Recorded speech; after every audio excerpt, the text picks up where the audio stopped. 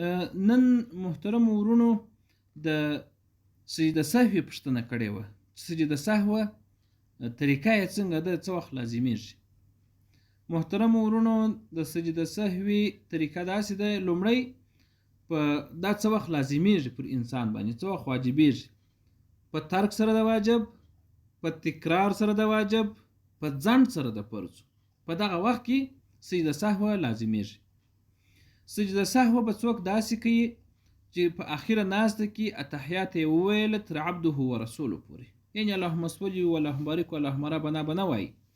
بیا به رسته طرف ته سلام وګرځوي، رسته طرف ته چې سلام وګرځوي بیرته به دوې سجدې وکړي، هغه سجدې لکه موږ تاسو چې په لمانځه کې کوو، یعنې هغسې تسبیح به په سجده کې ووایي.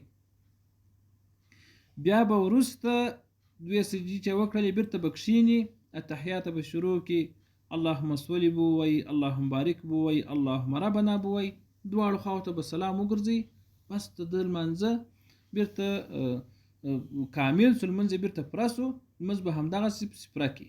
السلام علیکم ورحمة الله وبرکاته.